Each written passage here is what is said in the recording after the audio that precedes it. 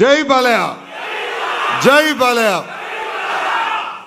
జై తెలుగుదేశం, జై తెలుగుదేశం. చంద్రబాబు నాయుడు గారి నాయకత్వం, చంద్రబాబు నాయుడు గారి నాయకత్వం. జోహార్ ఎన్టీఆర్, జోహార్ ఎన్టీఆర్. తెలుగుదేశం పార్టీ కంచుకోట, ఉమ్మడి కృష్ణా జిల్లా. విశ్వవిఖ్యాత నట సార్వభౌమ స్వర్గశ్రీ నందమూరి తారక రామారావు గారు జన్మించిన గొప్ప నేల మన కృష్ణా జిల్లా. దివ్యసీమ ఉప్పెన్న వచ్చినప్పుడు జోలు బట్టి ప్రతి గడప దొక్కి కృష్ణా జిల్లా ప్రజలకి నిలబడిన గొప్ప వ్యక్తి మన అన్న నందమూరి తారక రామారావు గారు. కృష్ణా జిల్లా వాళ్ళకి ఐటీ తెలుసు, ఇంకో పక్కన వ్యవసాయం కూడా చాలా బాగా తెలుసు. మన నియోజకవర్గం అవనిగడ్డ. అవనిగడ్డ అనేది తెలుగుదేశం పార్టీ అడ్డా. పార్టీ ఆవిర్భావం నుంచి 7 సార్లు మనం గెలిచాం. 6 సార్లు తెలుగుదేశం పార్టీ జెండా పైన గెలిచాం. మన జరిగిన ఎన్నికల్లో ఎన్డీఏ జెండాతో మనం కైవసం చేసుకున్నాం. 7 సార్లు మనం గెలిచామంటే వేదిక మీద ఉన్న పెద్దలు మేము కాదు, వేదిక ముందున్న తెలుగుదేశం పార్టీ కష్టం ఉంది. ప్రతిపక్షంలో ఇక్కడికి వచ్చా, ఆనాడు మన అన్ని రకాలుగా ఇబ్బంది పెట్టారు. కానీ తెలుగుదేశం పార్టీ కార్యకర్తలు మటుకు భయపడలేదు. నాడు నేడు ఎప్పుడు మన నినాదం ఒకటే, తగ్గేదే లేదు.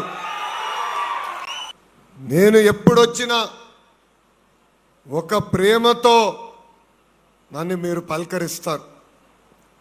వాస్తవంగా యువగలం పాదయాత్రలు నేను ఈ ప్రాంతానికి రాలా. ఇక్కడున్న పెద్దలు చాలామంది వచ్చి కలిసి నన్ను అడిగారు. ఆనాడే చెప్పాను, నా అవసరం లేదబ్బా, మీరు ఎట్టుకో గెలుస్తారు, చాలా బాగా కష్టపడుతున్నారు, వెళ్ళి పని చేయండి అని చెప్పా. ఎక్కడైతే నా అవసరం ఉందో అక్కడికి నేను వెళ్తానని చెప్పా. నేను యువగలం పాదయాత్రలో చెప్పా, బూతుల శాఖ మార్చులు ఉండేవాడు, కార్యకర్తలు ఇబ్బంది పెట్టేవాడు ఒక మంత్రి ఉండేవాడు. ఇంకోడు కూడా మనందరి తల్లి భువనేశ్వరి అమ్మని అవమానించేవాడు ఒకడు ఉండేవాడు.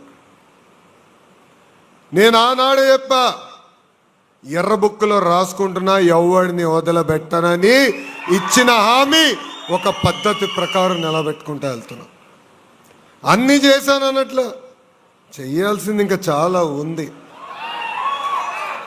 కానీ ప్రజలు కూడా ఒకటి గుర్తుపెట్టుకోవాలి, కృష్ణా జిల్లా అంటే ఒకప్పుడు గౌరవం ఉండేది. కృష్ణా జిల్లా నుంచి నాయకులు వచ్చారంటే అబ్బా సుభాష్ అనేవారు. అలాంటిది 2019 నుంచి 24 మధ్యన బూతులు మాట్లాడే నాయకులు వచ్చారు, మహిళల్ని అవమానించే నాయకులు వచ్చారు. దానివల్ల మన కృష్ణా జిల్లా పరువు పోయింది. ఇది ప్రజలకి మనందరం చెప్పాల్సిన బాధ్యత ఉంది. 2025లో జరిగిన మహానాడులో మారుతున్న కాలానికి పార్టీ ఐడియాలజీలో కూడా కొంత మార్పు రావాలని నేను ప్రతిపాదించా. 6 శాసనాలు తీసుకొచ్చాం. దాంట్లో తొలి శాసనం కార్యకర్తలే మా అధినేత. మీ అందరూ చూశారు, మన జరిగిన పార్టీ ఆవిర్భావ దినోత్సవం అప్పుడు కేంద్ర మంత్రి అయిన రామ్మోహన్ నాయుడు కింద కూర్చున్నారు, రాష్ట్రంలో ఉన్న అనేక మంత్రులు కింద కూర్చున్నారు. మన జాతీయ అధ్యక్షులు పక్కన కూర్చుంది తెలుగుదేశం పార్టీ కార్యకర్తలు. మార్పు మన దగ్గర మొదలవ్వాలి. వేదిక మీద ఉన్న మేము కానీ, వేదిక ముందున్న మీరు కానీ భూమిపైన మనం శాశ్వతం కాదు. కానీ తెలుగుదేశం పార్టీ అనేదే శాశ్వతం. వ్యవస్థని బలోపేతం చేసేదానికి మనందరం అహర్నిశలు కష్టపడాల్సిన అవసరం ఉంది.